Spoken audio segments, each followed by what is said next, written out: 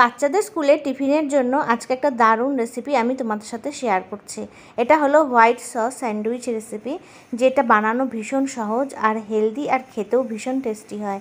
বাচ্চার টিফিনে যদি এরকম স্যান্ডউইচ দেওয়া হয় তাহলে বাচ্চারা শেষ করে তো আসবেই, আবার বাড়িতে এসেও কিন্তু খেতে চাইবে এরকম টিফিন। তো চলো কী করে বানাই সেটা তোমাদের সাথে শেয়ার করি। এখানে আমি কিছু ভেজিটেবলস নিয়েছি, তার মধ্যে আছে অনিয়ন, ক্যাপসিকাম, সুইটকর্ন আর ক্যারট। সেগুলোকে হ্যান্ড চপার দিয়ে খুব ভালো করে আমাদের চপড করে নিতে হবে। এটা খুব সহজেই হয়ে যায় একসাথে, সব ভেজিটেবলস কিন্তু হ্যান্ড চপারে খুব তাড়াতাড়ি একদম মিহি করে চপড হয়ে যায়। তো এরপরে একটা আমরা নিয়ে নেব ফ্রাইং প্যান, আর ওর মধ্যে আমি অ্যাড করে দিলাম বাটার। বাটারটা যখন একটু মেল্ট হয়ে আসবে তখন এর মধ্যে চপড গার্লিক দিয়ে দিতে হবে, আর তারপরে যে ভেজিটেবলসগুলো চপড করে রেখেছিলাম সেগুলো এর মধ্যে অ্যাড করে দিয়ে ভালো করে সটে করে নিতে হবে, যেন ভেজিটেবলসের মধ্যে যে ওয়াটারগুলো থাকে সেগুলো শুকিয়ে যায়।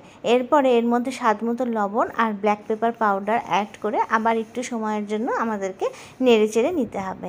এরপরে এর মধ্যে অ্যাড করে দিলাম গরম দুধ আর বেশ কিছুটা পরিমাণে মোজারেলা চিজ দিয়ে আবারও এগুলোকে ভালো করে নেড়ে চেড়ে নিতে হবে।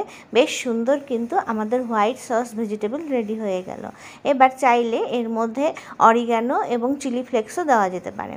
তারপরে ব্রেডের স্লাইস নিয়েছি আর তার মধ্যে এই হোয়াইট সস ভেজিটেবলসটা অ্যাড করে দিতে হবে। আমি একটু ড্রাই করে নিয়েছি, তোমরা চাইলে একটু গ্রেভিও রাখতে পারো। আর এখানে হোয়াইট ব্রেডের বদলে যদি আমরা ব্রাউন ব্রেড দিই তাহলে কিন্তু আরও বেশি হেলদি হয়ে যায়। তো এরপরে এই ভেজিটেবলসটাকে খুব ভালো করে ব্রেডের ওপরে আমাদেরকে স্প্রেড করে দিতে হবে, আর এরপরে ওপর থেকে আরও একটা করে ব্রেড এর ওপরে আমাদেরকে দিয়ে দিতে হবে। আর আমি মাঝখানে আরেকটু চিজ দিয়ে দিলাম আরেকটু চিজি হওয়ার জন্য।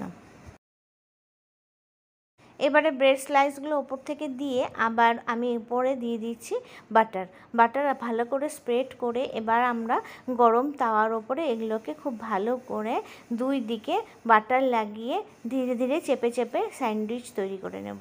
তোমরা কাছে যদি থাকে গ্রিল প্যান তাহলে গ্রিল প্যানেও করতে পারো, আবার কিন্তু স্যান্ডউইচ মেকারেও করে নেওয়া যেতে পারে।